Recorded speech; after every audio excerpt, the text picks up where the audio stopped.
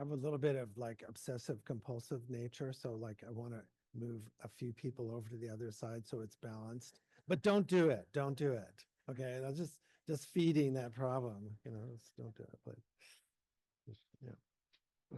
I'm going to be a little bit scholarly, but also experiential today.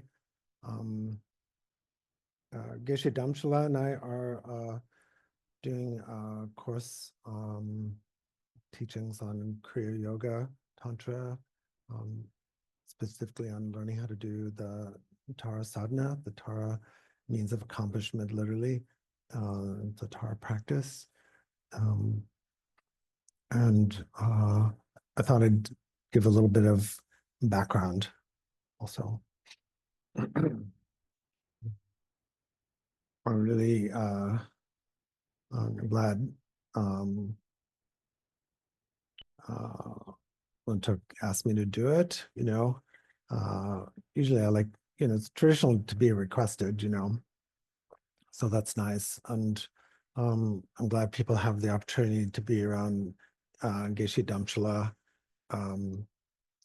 who's whose English is not up to his realization or his warmth of his personality, but it's a very, as I'd say, it's Sarah J. He's a good monk. That's high compliment, good monk. So it's really nice to be able to have him around. It's really something. The way I learned some of the offering mudras is a little different than the way he does it. So a number of years ago, I said, well, we're just going to learn it your way, even though it all comes from Kyoto. It's just every little sub-temple of a monastery has a different way of doing things, so it's interesting. In any case, that's this Thursday, right? Starting what time? Yeah, thank you. 6 o'clock.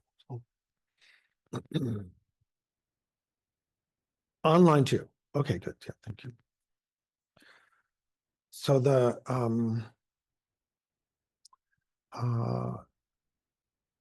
when we're saying Tantra actually in Sanskrit means continuity. And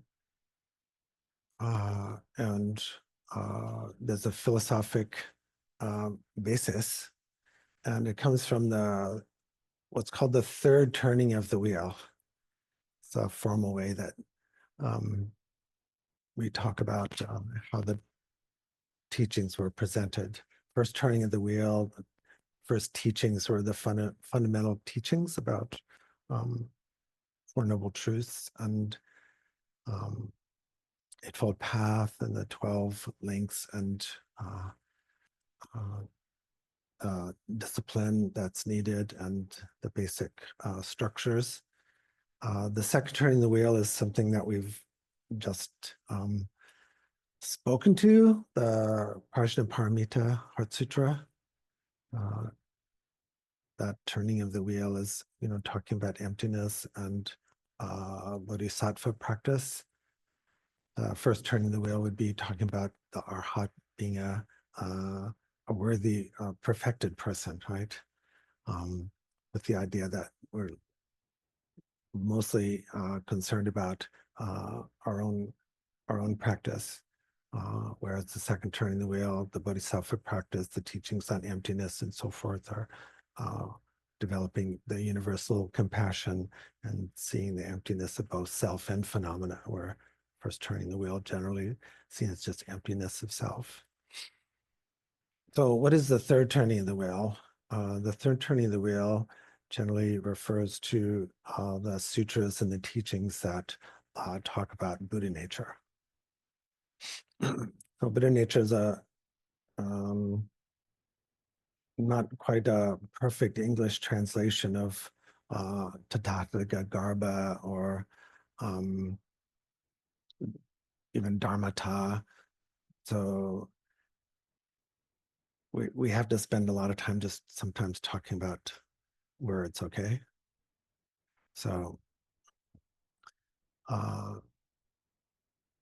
Buddha nature refers, and the teachings on the Buddha nature are generally talking about the qualities of the powers and the realizations of a Buddha.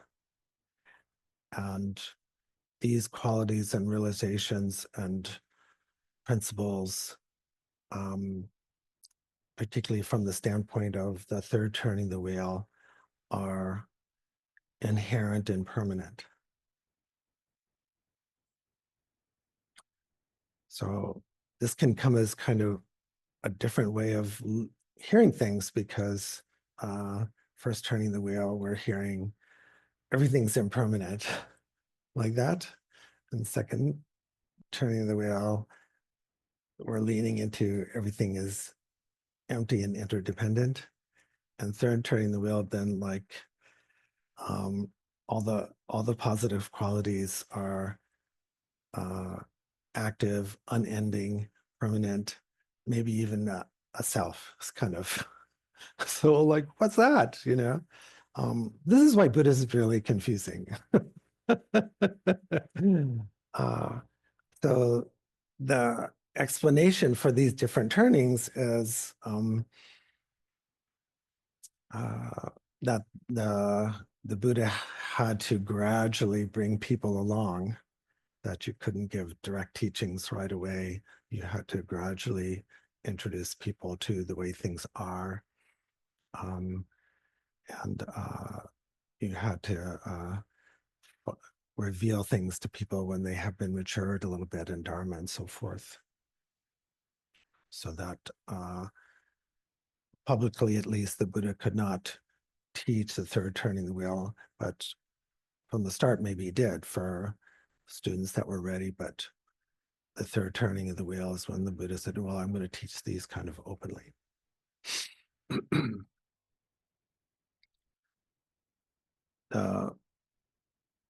The way Trungpa Rinpoche talked about Buddha nature, um, I still like. He called it basic goodness, like that.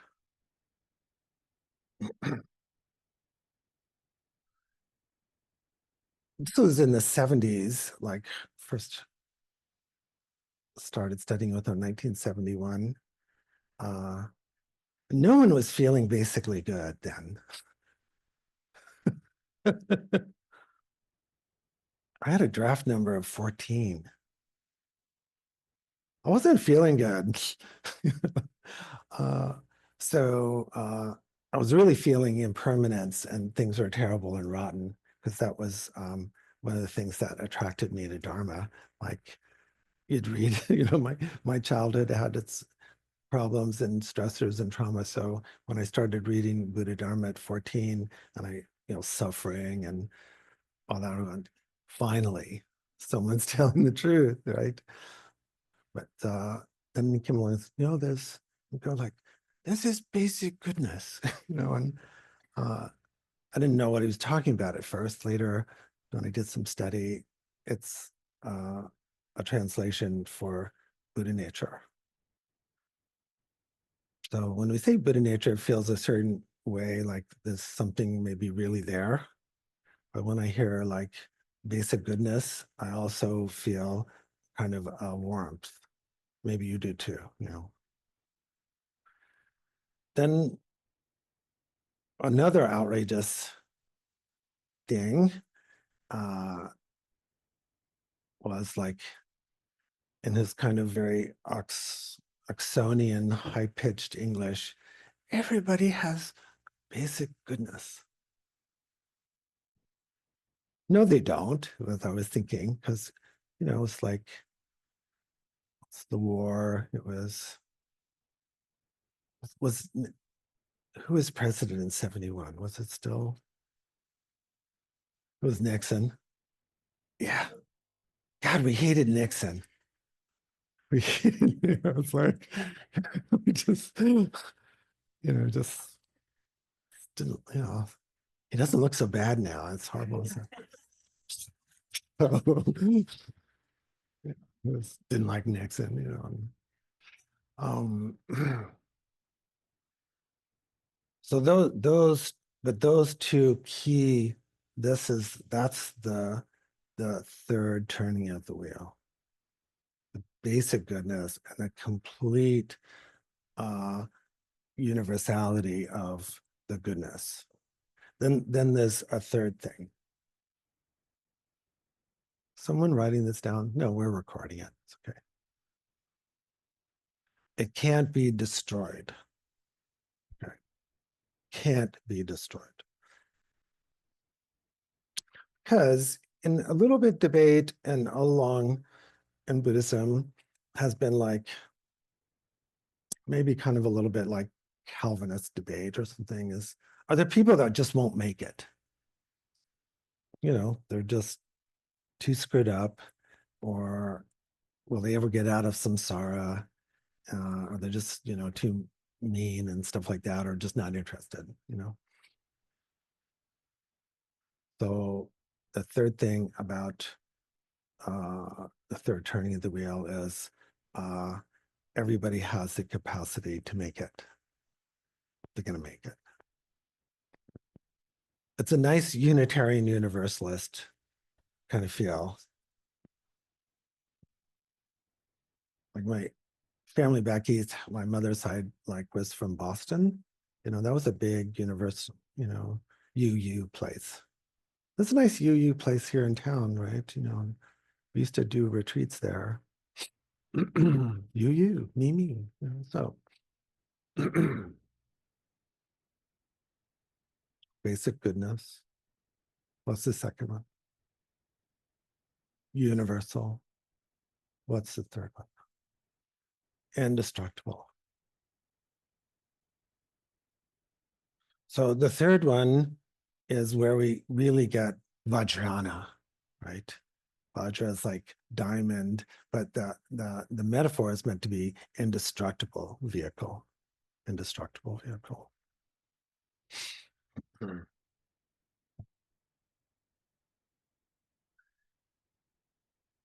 It's a way like they're very provocative. They're not meant, these three things about the third turn of the wheel and Buddha nature, basic goodness, all pervasiveness, and indestructibility are not, they're soothing in a way, but they're also very challenging. Right? They're soothing, like, okay, I, I've been bad, but I can't destroy my Buddha nature. So you can try again. And you know, it's there, and it isn't all just, you know, nihilistically empty and you know, there's actually something there, right? You know, that's kind of comforting, right? But then when we get into like everyone has it, then we start thinking, well, what about you know who? Something, you know, them. Yeah, them, right, you know. Yeah, see, they do. I should mention a little corollary. It's not totally a fourth one, but it goes along with the Vajra indestructibility.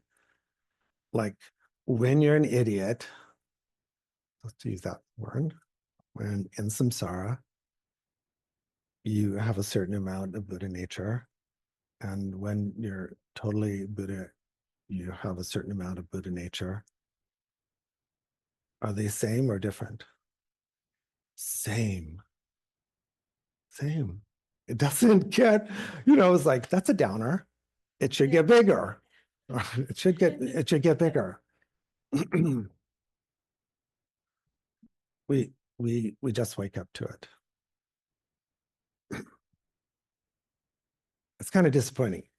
Like people who are nasty should have less, you know, just like, you know, whatever. No, it's complete equanimity, which is very provocative. So so this is the foundational view that's, you know, very important in Tantra. Other very important parts of Tantra, you know, Tsongkhapa said, you know, defining characteristic courses, the deity yoga, uh, uh, but all that is an extension, really, and Guru Yoga, of course. All that is an extension of completely identifying with our Buddha nature, our goodness. So that our personal self, which is really important, the one we've got the degrees for and our personal history and our personal wounds and driver's license, that's essential, but it isn't the center. The center is, who are we? We're Buddha nature, with the important caveat is we don't own it. Another kind of downer for those who like to own things, because it sounds like I have Buddha nature, like, so, but actually we don't own it. It's a completely, it's like a commons. It's like gravity, it's like we don't own it. So that's kind of a downer, but actually it's not. If you don't own it, what does that mean logically? Can't lose it, can't be taken from you. Exactly. Yeah. So the Vajrayana, Gita Yoga, Guru Yoga is the energy work.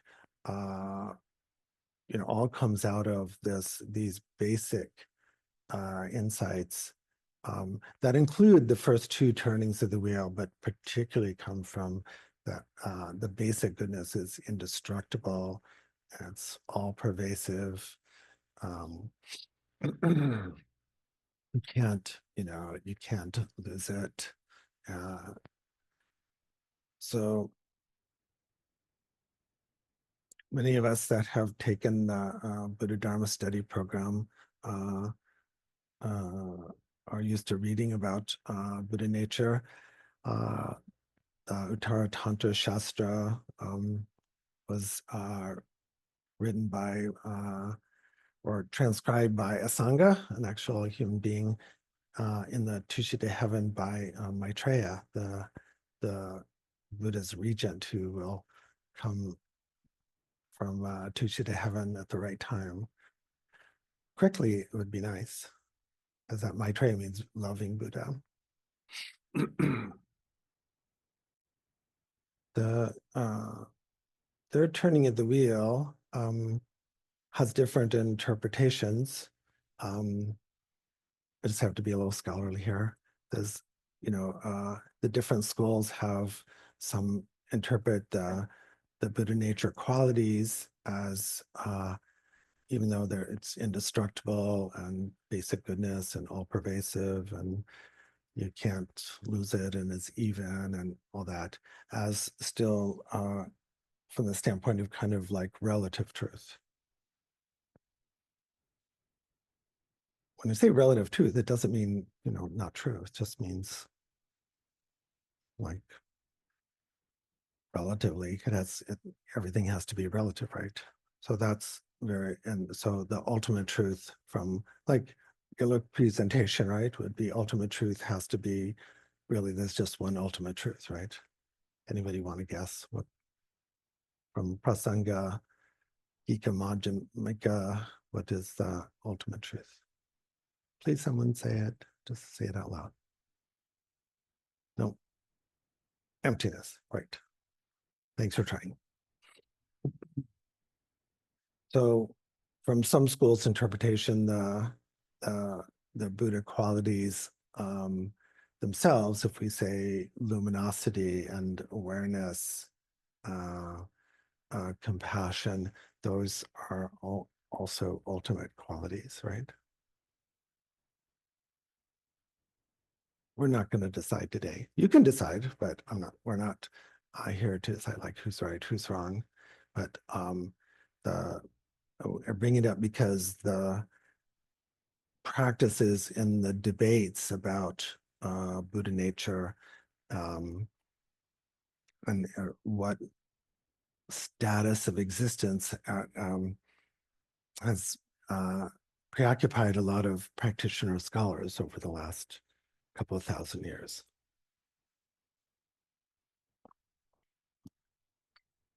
Why? Well, people like to do scholarly things, but also it does make a difference with our practice.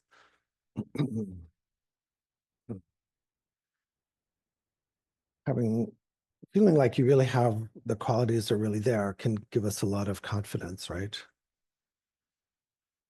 Whereas if we believe that in a nihilistic way, believe in emptiness, then we probably won't practice very much because nothing's going to work out and we'll die anyway, right? So there's an advantage to feeling that things are there in a sense, that there's real things that are really there and can be findable. But a danger too is that those tend to be sometimes clung to, right? Sometimes they become themselves victims of conceptual clinging. So we can make them into states instead of dynamic features. So this is the second part of my rambling lecture, although I think it's pretty good, don't you? Yeah. Um, so yeah. Um,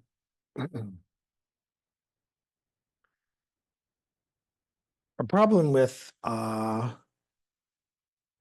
Indian philosophy and Greek philosophy too is it tends to look at being as a static.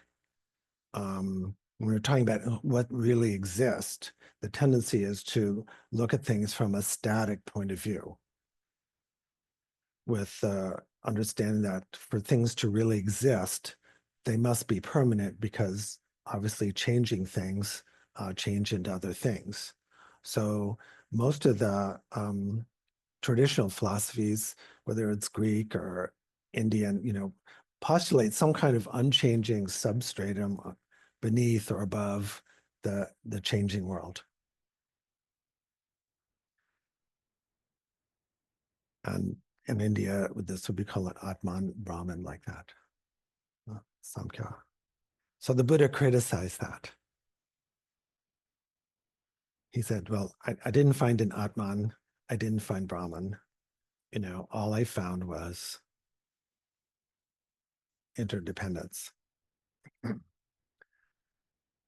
Some scholars and yogis and my teachers believe that what the Buddha was trying to do is to introduce a dynamic way of looking at reality, to somehow find the words and practice to describe and practice a dynamic,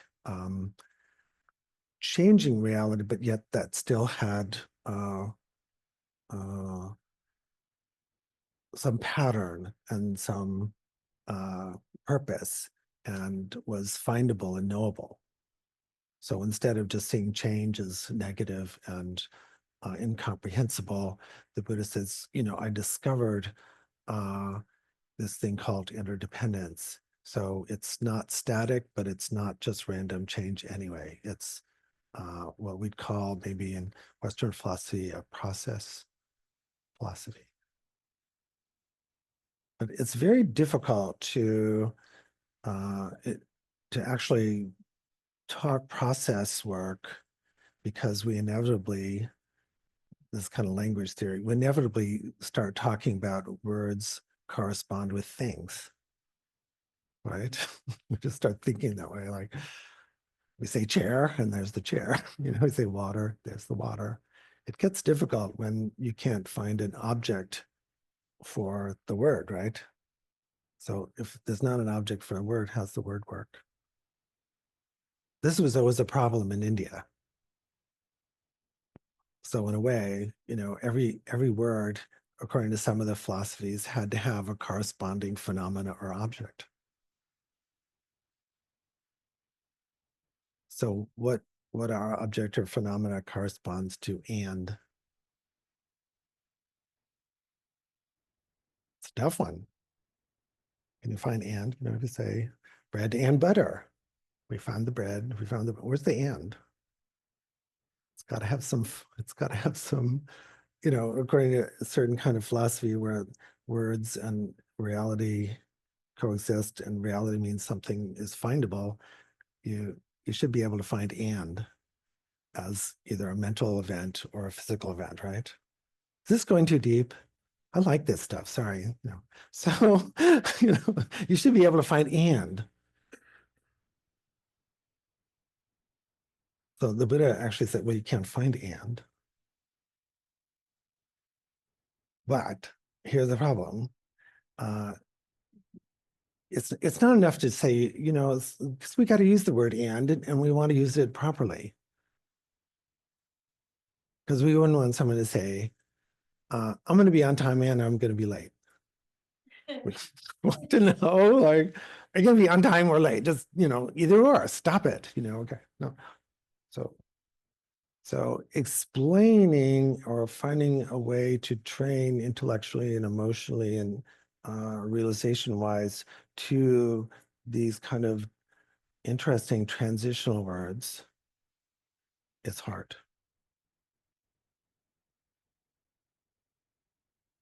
Do you agree? We don't have to go into Wittgenstein and Western stuff like that, which is what I did my thesis on. But this is, it's hard to explain change that at the same time is constant and the same time is transformative. Like, how do you transform? Big problem that the Buddha nature, through turning the wheel, tries to answer is, if we're stuck in samsara and we're idiots, how do we ever transform, right? How do you turn yourself into a Buddha? That's a good question, because it's a path question.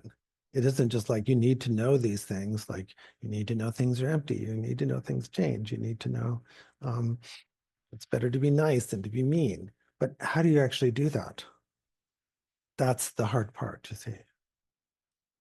So the third turning of the wheels, an attempt to say this is how actual real change is possible, because the qualities are already there.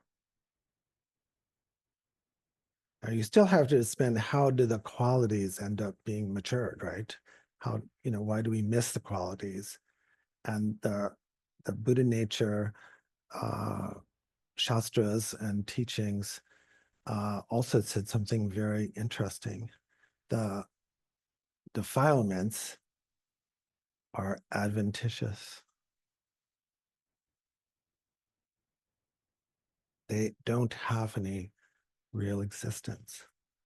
That's another outrageous, annoying thing, because we know people are jerks. And, so this, then if you say, well, that's, that person's, we don't like that person.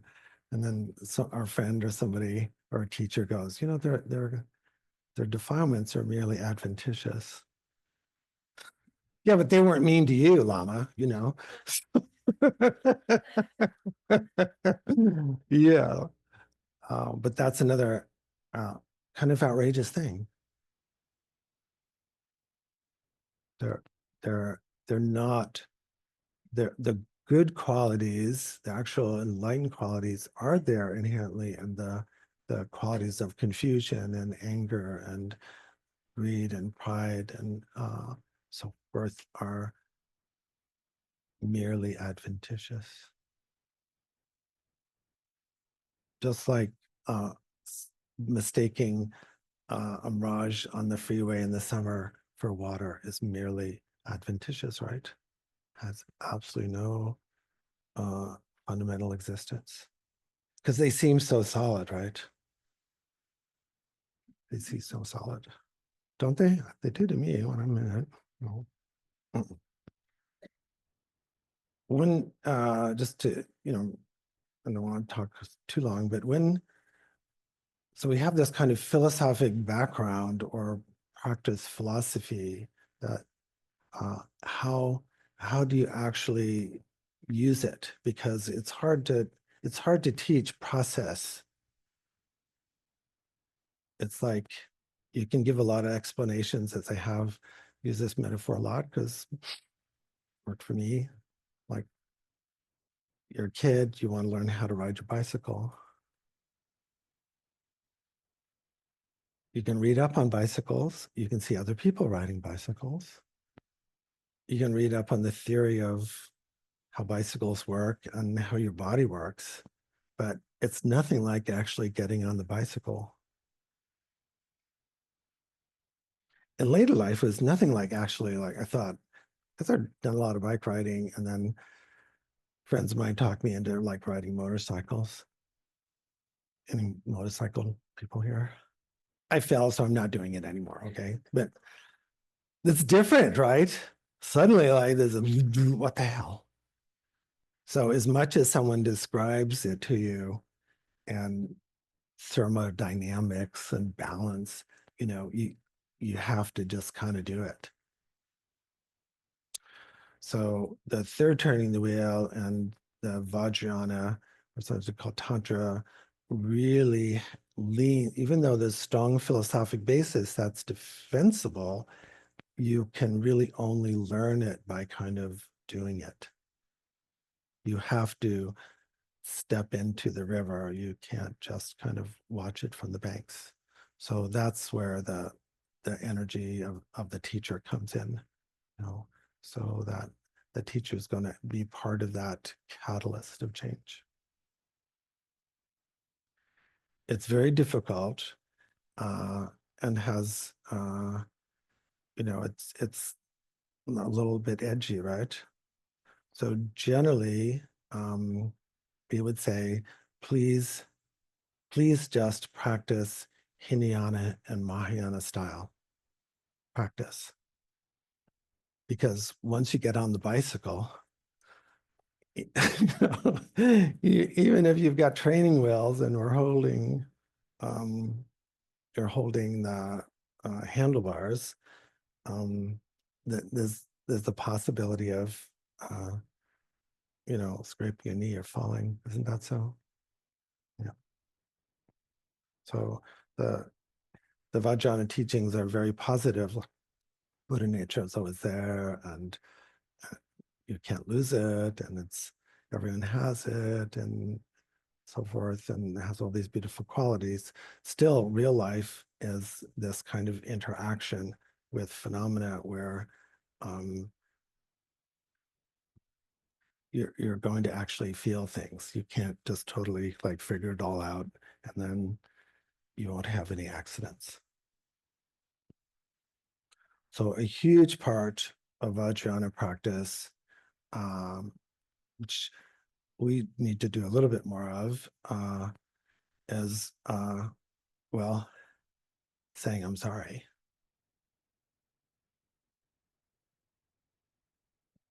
Is doing apologies and saying I'm sorry, and I'll try better, and let's try that dance step again, or let's not do it again, because it's so interactional that it takes uh, that kind of ability to say, okay, we're let's restart it, or let's put the training wheels back on, or let's get a trike and stuff, like that. So it takes a close kind of relationship, because there's no way to totally I'm not saying this is an excuse or good students, bad students, good teachers, bad teachers, but since it's a practice, there's no way to totally match the philosophy up, or to know it intellectually and then just execute it. That kind of your teenager growth kind of thing. So entering Vajrayana really with teachers, you feel like you're an awkward kid first day in school. Lots of times there's this awkwardness, and so much stuff because we're all smart in the room, but then like that, and the teacher is kind of asking us to do stuff and say I can't do it, or we can a little pushy or something like that. So it has that really uh, dynamic quality. Whereas the traditional Hinayana practice is very safe. Mahayana practice is very safe because it's always structured, you know exactly what's going to happen. And Mahayana is friendly, grandmotherly, and we're all good therapist kind of style like that. Where Vajrayana is, you're getting on the bicycle, or you're jumping out of the airplane. I've never done any skydiving, right? Anybody skydiving? No. So yeah, that takes a lot of trust, right? So um, those the third turning the wheel is very profound, whether you see it as ultimate or relative truth. But even if it's relative truth, it has to be, it has to be taught in this kind of close style. There's no way you can like just learn it on a video. It has to be this, real mentoring apprenticeship kind of role.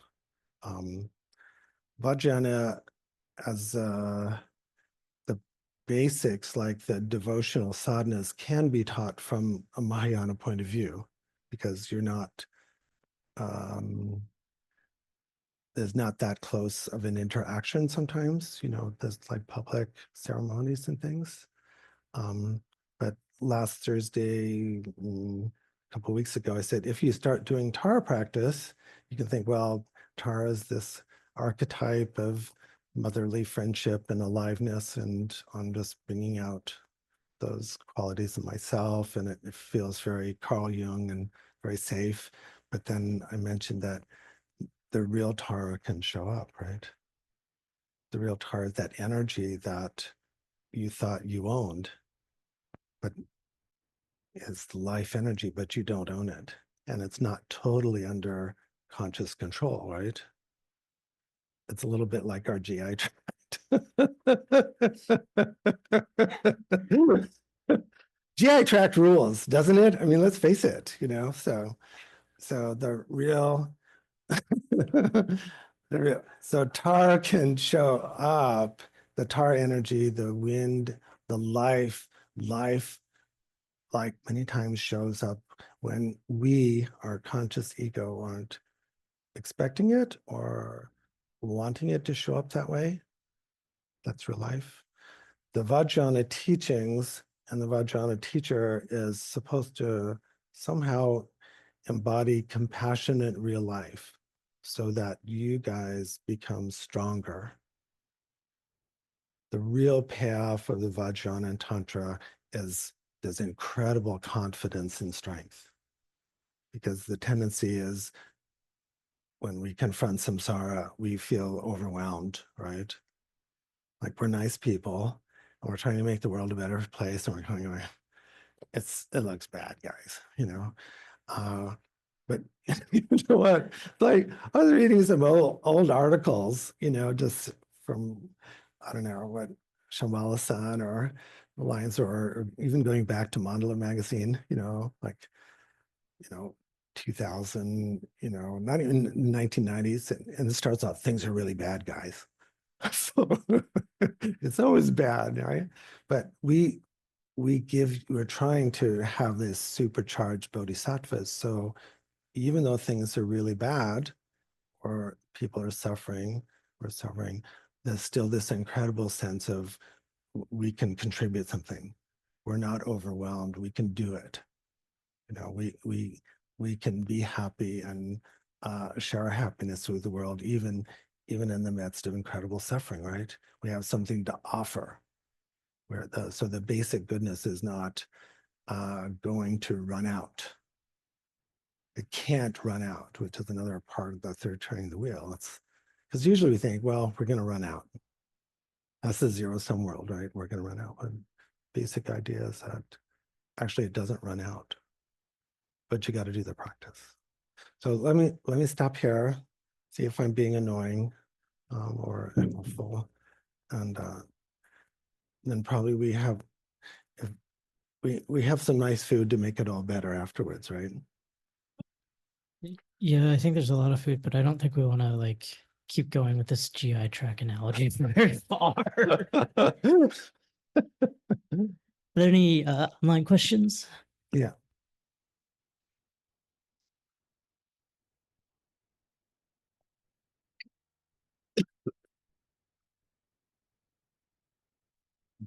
Thank you, Lama. Yeah. Doesn't the concept of basic goodness imply its opposite as well? Essentially something like basic badness or basic non-goodness.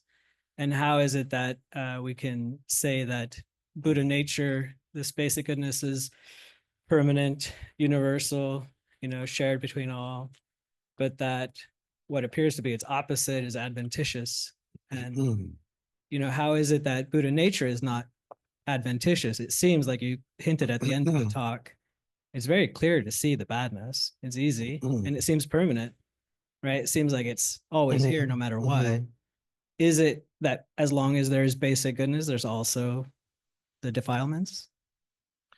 So that is the thinking of most religions and philosophies, yes.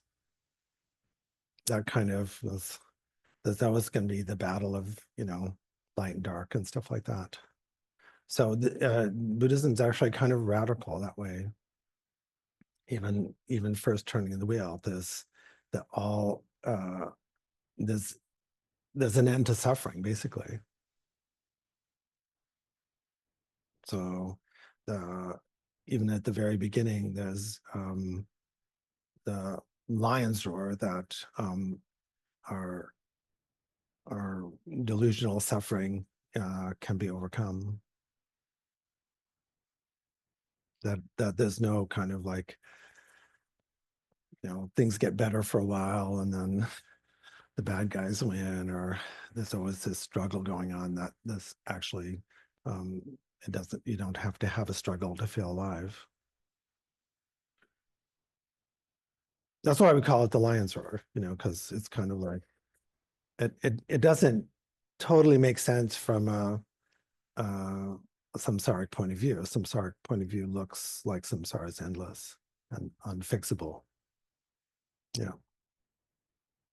You have to just meet people, it's good. And I did a lot of reading, but it was the important teachers in my life, and now you guys, that I go, well, no, it's possible, because I've been around long enough. I've seen people go through incredible changes here, and like it's worked for me, but I've also seen it works.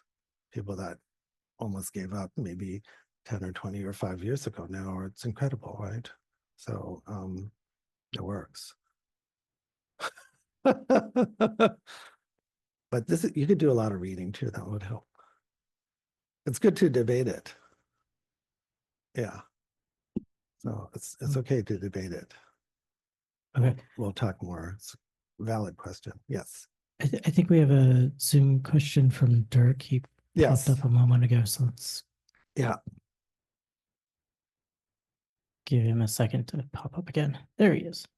No, I actually didn't have a question. Well, We just like hearing there's from you, that. Dirk. That's it. We just want to hear what you have to say. Yeah, also, like, the nice thing, I mean, I like to do actually a little study so that this, people are familiar with this translation. So I had the good fortune to, I can't say I've personally met Maitreya face to face the way Asanga had, but did meet and receive teachings from the third Jamgon Kuntrul, and then also from Khenpo Gyaltsen Rinpoche. So, and then also a commentary by Trungpa Rinpoche. So it means a lot. It's funny. Then there's a personal connection to the teachers, and it hits you differently, right? It's like not just, well, there's kind of a really smart person. It's like, oh, it's real, you see, and then you kind of like one thing that, like, I'm always kind of like, I've seen miracles, and I do like to do things myself. But when Arjun Rinpoche was here and he was talking about someone's relics, and he said, he said, I've always been kind of skeptical. He said that himself, and then he said, no, that was really there. It was incredibly moving, because Arjun Rinpoche is incredible. So, it's kind of like struck me in a way that normally things wouldn't strike me like that. Like that. Hi, Lama, I have a Hi. question. Oh, So like you mentioned, right, a lot of, yes, Western religions or, Indian religions, teachings and such have a kind of that substrate Yeah. below or above. Yeah. Is kind of what makes Buddha nature different from that. Is it because, right, the other substrate implies that it's separate then versus like the universality of Buddha nature? Yes, that's good. Well, kind of, I think your question is this. Yes. So, a big part of general Mahayana, but particularly with third turning, is the unity of emptiness and appearance, the complete unity of the two truths, which are in all four schools, by the way, but really, really pushing it. So instead of seeing like this big difference between samsara and nirvana, that there's actually, and between the way things really are and the way things appear, they're actually completely interrelated. So it gives you like an enormous amount, when there's that kind of gestalt that happens where you can see them simultaneously, then it gives you an immense amount of trust. See, it's like, oh, we're in samsara, we're always kind of like, maybe we're getting fucked over. Someone's going to take advantage of us and we'll never get our goodness back. Something can be stolen from us, like that. So, it's just so weird when you're talking like some, my root teacher, just like, I'd be going through some horrible bullshit. and therapy wise, the therapist would say, this has to be really hard for you. And, like, let's send some compassion and, which is valid, right? But then, going through this particularly hard time, and Geshe Udon would say, everything is the truth. Everything's the truth. And it's like, well, fuck you, not everything's the truth, but it is. See, you see it that way. You suddenly see the whole thing as one whole, like that. So that's kind of like, oof. So it can break down that sense of that kind of karmic paranoia, like when's the next shoe gonna drop? Shoe's already dropped. You see everything just the way it is. There's no hidden, so there's no hidden corners, we'd say. It's weird. Because we usually expect, well, there's, the stuff that's hidden and then the stuff that's revealed, and and there is that part in Buddhism where you have to discriminate between what's kind of illusory. But once you get up to this kind of practicing on that level, you're going to get teachings like that, which are sometimes difficult to swallow because it feels like our teacher is screwing with us or not being compassionate. I'm sure some people have felt that way in the audience. It's like, that's not what I wanted to hear. I wanted to hear like, yeah, it sucks, instead of just, no, it's the truth. Was there a question over here? So the word that is, there's a word that you said a while ago, and I just got stuck there. And Is that a lot? the word was and.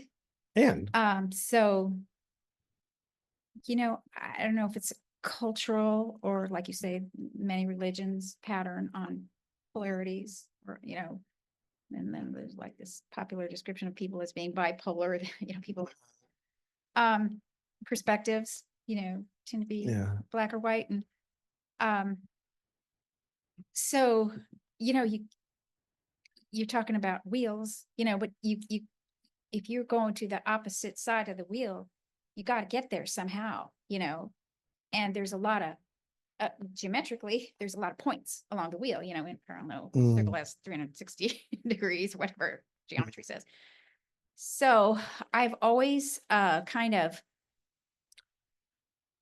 how can you go from here to here? What happened to all that other stuff in between, and I don't feel like it's almost been a comforting thing for me to have that, and because I haven't felt stuck, you know, I have felt like there's always going to be this, the rest of the points, and even those points are going to be circles themselves. Okay.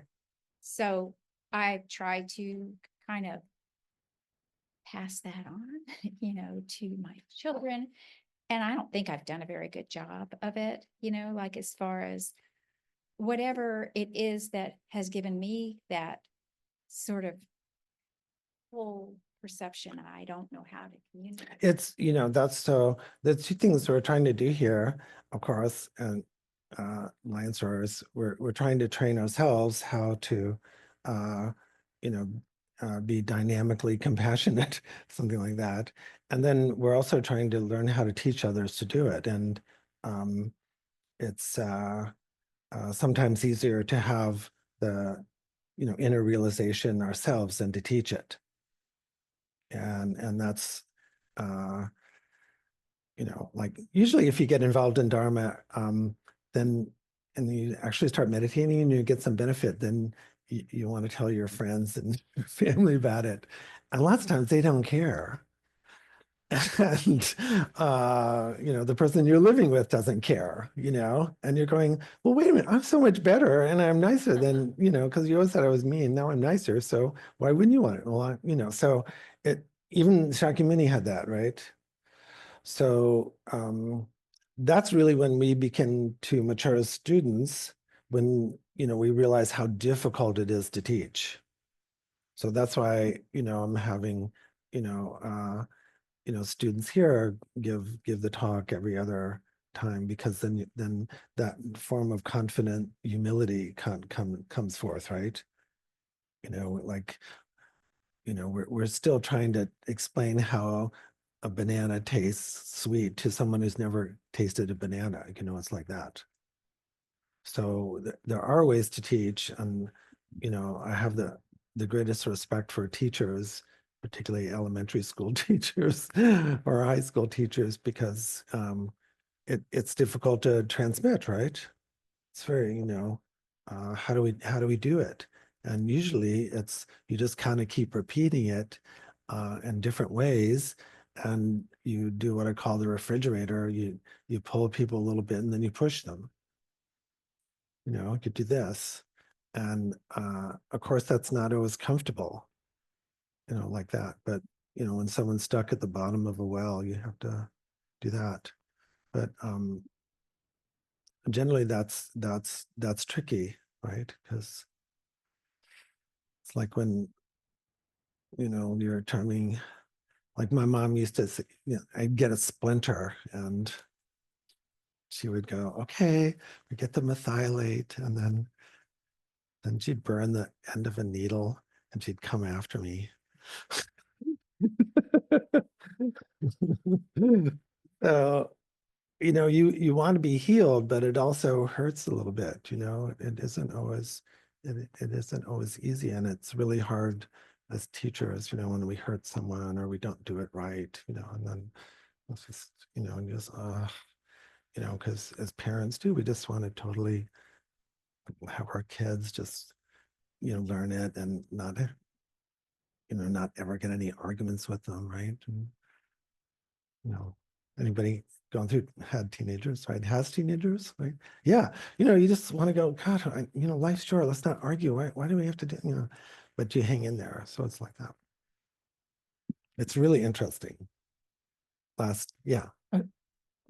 Hold on. Sorry, I've got sort of a list going on. Oh, list. Yeah. So, and then I've got Kim, Dirk, and then. Oh, okay. We have a few minutes till 12:30. Yeah. So listening to people talking about that dynamic of good and evil, I find it extremely comforting to think that evil is like not actually a thing that's like a permanent thing. You know? Yeah. And if you're going to be a bodhisattva and go after people's suffering, when you start calling them evil, then like, oh, there's no help for them because they're evil. You know? So finding the compassion to move past that idea of the permanence of evil, I think is really important. in the Buddhist practice. I guess that's part of equanimity as well. Yeah, and it's really hard, because of course sometimes the Dalai Lama and we'll hear in the text, like, don't get angry. But then if you talk to Dalai Lama or you read, says, of course I get angry, right? But the anger we're talking about, we're really pledging not to take revenge really hard, because the tendency is we want to, we do want to protect ourselves, which is legitimate, but we also want to then generally inflict harm, and to kind of restrain from that is high level bodhisattva practice. I mean, if you want to think, it's like if I'm doing spiritual practice, Dharma practice, then a metric is I'm renouncing revenge. We're all going to get pissed, right? Of course, that would really piss me off. Don't do that again. Valid, right? But and finding the right support and so forth. But it's an incredible to say I'm not going to re-harm you. I don't want you to harm me anymore, but I'm not going to re-harm you. Not to take revenge is incredible, because that's what we see in the world all the time is the revenge world. Yeah. It's transhuman, really, right? That's why we call bodhisattvas. Bodhisattvas are not, they're human beings, but bodhisattvas are kind of transhuman, like that. Superhuman in a way. So congratulations to all those who've taken the bodhisattva vow. Yeah. Okay, I don't want to use up all the time. Somebody else was. Dirk. Hmm. So it turns out I do have a comment. When I was in my early 20s, I was really struck by the profundity when I read St. Augustine's City of God, with the profundity of his statement that there is no such thing as evil, and that evil is merely the absence of good. So that was a profound statement to me for a long time. But when you look at Buddha nature, it's even more radical than that. Mhm. There is no absence of good. And that is what that's what occurred to me, I guess, when Daniel was asking his question and during your answer, that's a very subtle difference, but it's really a huge difference. It's really kind of outrageous, you see. So that's the lion's roar, saying that goodness is indestructible and it doesn't stop, everyone has it, and people go crazy, but that, that doesn't mean we have to kill them or torture them or something like that. We don't have to take revenge. It's huge. It's just so huge. So I've met people like that, been through horrible things and haven't taken revenge, My first counseling job was in 1981, Catholic Charities, working with Cambodians from the killing fields, right? Unbelievable, right? But some people were just kind of like actually in some kind of equanimity, like not this phony kind of, numbing trauma place, but like they had, usually by the time they got to America, there'd been a lapse, it'd been a year or two lapse, but they were able to hold their Dharma and not succumb to insanity or revenge. Really incredible, really incredible. One more person somewhere. So I was thinking about what you said, Lama, about kind of this Calvinist approach to reality, which is like some people will be included in this category here, and then others will never, Yeah. being stuck in samsara. And I also think about something you said in a previous lesson about, I think the Buddha's dying words were something like strive effortfully or something like that. So am I recalling Yeah, correctly? be diligent. Be Mhm. diligent. Yeah. And then I think about like, well, if we're all saved in a manner of speaking, or if like we will all we all have Buddha nature, all of us will leave samsara. What sort of is the impetus for effort? So that's a really good question.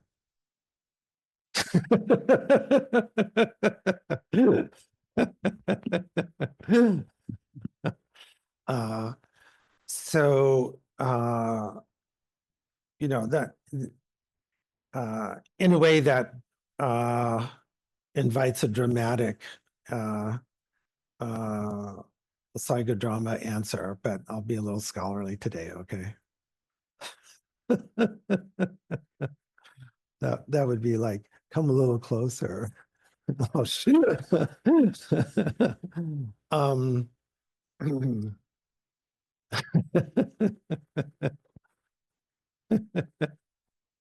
uh, yeah, so when we're saying process philosophy and even the Indian Shastras, like from Asanga Maitreya, still have that kind of static approach, but effort is constantly happening, you see. If it was static, we couldn't go, we couldn't go from a static point to a movement point. I mean, this is basic kind of, root verses of Nagarjuna, right? If you have a static being like God or Brahman, it will not be able to create, a moving reality, right? So, of course, Nagarjuna applies the same kind of logic to movement, right? So he's really saying our ideas of movement, our ideas of stasis, from a practice point of view, are immature, right? So the third turning the wheel is going to say, yeah, we're not going to be stuck in these black or white things, but we're going to try to show you how it's dynamic. If it wasn't kind of constantly happening, as in Uttara Tantra, like the continuity, we wouldn't be able to do it. The thing is, the continuity from our point of view is more like this. It's not a solid line, it's like a dash, or it's like light off, light on. It's pulsating. So it's easy to describe constantly light on or constantly light off, but how do you actualize the pulsating world like that?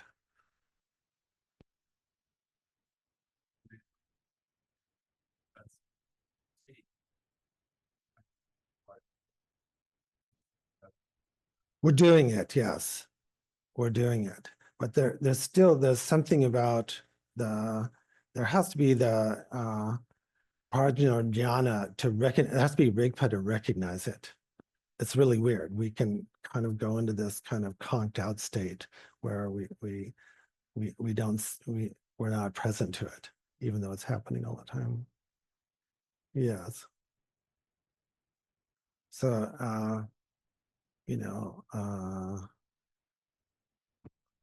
I feel like who's the character at the end of Midsummer's Night's Dream? Says, well, or maybe it was from The Tempest. Says, apologize for, huh? Ariel, but I don't know if it's Ariel gives the speech, but well, I'm sorry, if I have wasted your time or offended you, please forgive me. So, because it is in The Tempest, right, that we are the stuff. Yes, very good. That's Midsummer Night's Dream. Thank you. All right. So I'm sorry if I've offended, and let's do closing.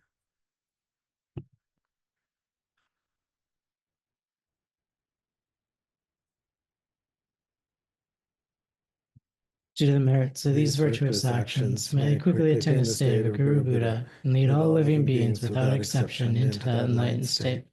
May the supreme jewel bodhicitta that has not arisen arise and grow, and may that which has arisen not diminish but increase more and more. In the land encircled by snow mountains, you are the source of all happiness and good. All-powerful Chenrezig Tenzin Gyatso, please remain until samsara ends. May the teachings of the Buddha flourish. May the upholders of the teachings remain forever. May all migrators achieve happiness, and may they fulfill all their temporary and ultimate goals. Losong, magical display of the deep awareness of all the victorious ones, merciful giver of a stream of profound and vast instructions to the fortunate migrators, please remain always unperishing, unchanging, unfading. Avalokiteshvara, great treasure of objectless compassion, Manjushri, master of flawless wisdom, Vajrapani, destroyer of the entire host of Maras, Songkapa, crown jewel of the snowy land sages, Losan Trapa, I make requests at your holy feet. Announcements? Patty has one, probably. Patty always has an announcement. I was actually hoping that Susan would say something about the upcoming workshop.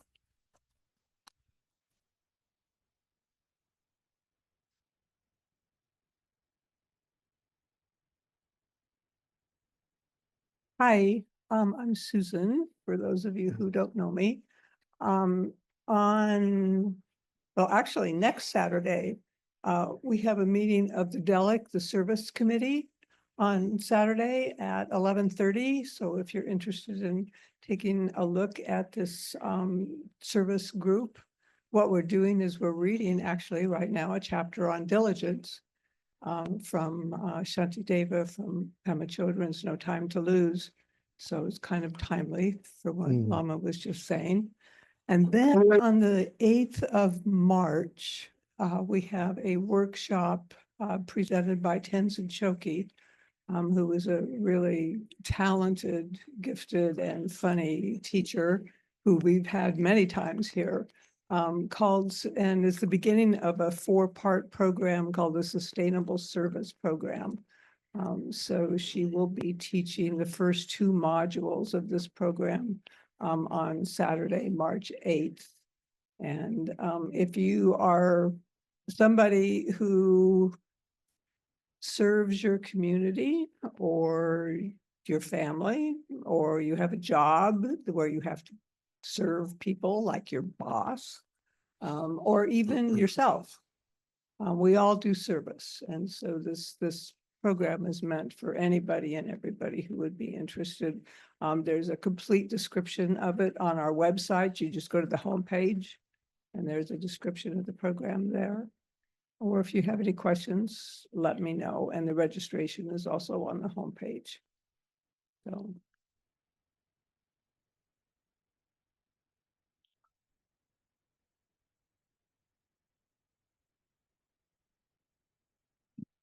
Like Lama mentioned, we have the intro to Tantra class on Thursday from 6 to 8, which is a great class. Well attended 2 weeks ago when we had our first class. So please come to that.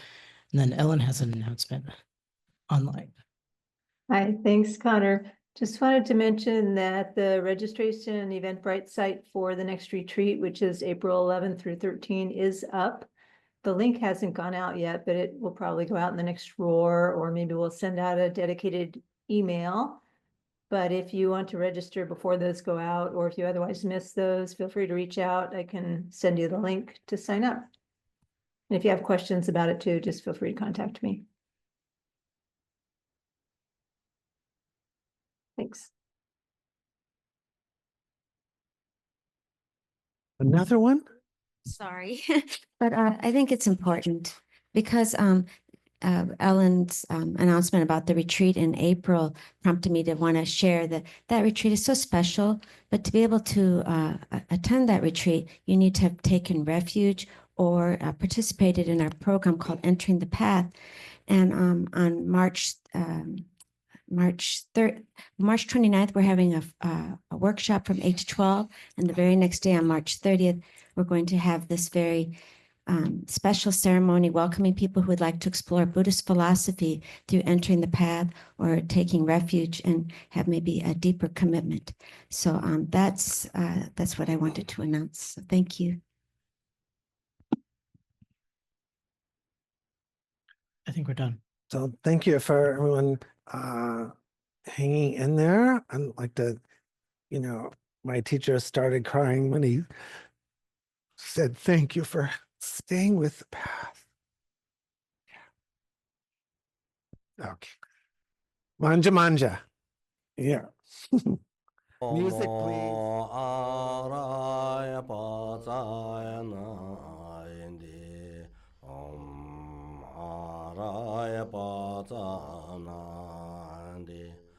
Om